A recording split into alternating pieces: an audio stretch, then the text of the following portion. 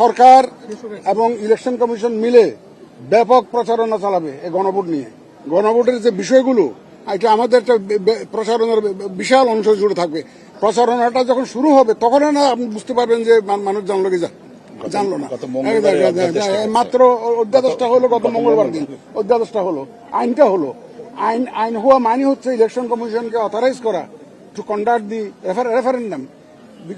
এই যে অথরাইজ হওয়ার পরেই তো আমরা কাজ শুরু করেছি সিরিয়াসলি। আদারওয়াইজ আমি তো আইন দ্বারা যদি অথরাইজ না হই আমি তো কাজ করতে পারি না। আমার তো আইন দিয়ে শাসনতন্ত্র দিয়ে চলতে হয়। সুতরাং আমরা এখন তথ্য মন্ত্রণালয়কে দায়িত্ব দেওয়া হয়েছে, এই যে কালচারাল মিনিস্ট্রিকে দায়িত্ব দেওয়া হয়েছে প্রচারণা চালানোর জন্য।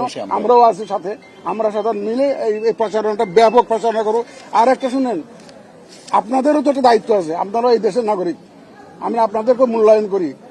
আমাদের সবার কিন্তু যৌথ দায়িত্ব প্রচারণাটা, যেহেতু আপনারা you are the members of the media, you have a responsibility to publicise this referendum, the issues of in the referendum. এটা আপনাদেরও দায়িত্ব আছে যে রেফারেন্ডামে কি কি বিষয়গুলো আসছে আপনারা ওটা প্রচার করবেন। আমরা আমাদের পক্ষ থেকে আপনারা ব্যাপক প্রচার শুরু হবে দেখবেন ইনশাল্লাহ। এই যে আজকে মক ভোটিংটা কেন করছি আমরা, এর time management is a major objective, one of the major objective.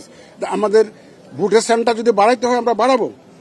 আগে তো একটা আমরা করেছিলাম এক ধরনের হিসাব থেকে এটা করেছিলাম, একটা ভোট দিতে কতক্ষণ লাগে এগুলোতে হিসাব করেছিলাম। এখন আজকে আমরা রিয়েল টাইম অ্যাসেসমেন্টটা করবো যে একটা ভোটিং এ কত লাগে। দরকার হলে আমরা ভোটের সেন্টার বাড়াবো, এখানে খরচটা নট মোর ইম্পর্টেন্ট নাও। এখন আমাদের টাইম যেটা লাগে সেটা ভিত্তিতে যদি আমাদের বাড়াইতে হয় বাড়াবো, যদি দেখা যায় বুথ বাড়াইতে যদি চলে তাহলে সেটা করবো। এটা অসুবিধা হবে, মানুষকে কষ্ট দেওয়া আমাদের কোনো পারপাস না। আইন শৃঙ্খলা পরিস্থিতি দেখেন, বাংলাদেশে আইন শৃঙ্খলা পরিস্থিতি ওয়াজ নেভার পারফেক্ট বলে তো লাভ নাই। চুরি ছিনতাই মারামারি এগুলা কি আগে ছিল না? আগেও তো ছিল, সবসময় তো ছিল। বাট এগুলা হবে যে বিচ্ছিন্ন ঘটনা।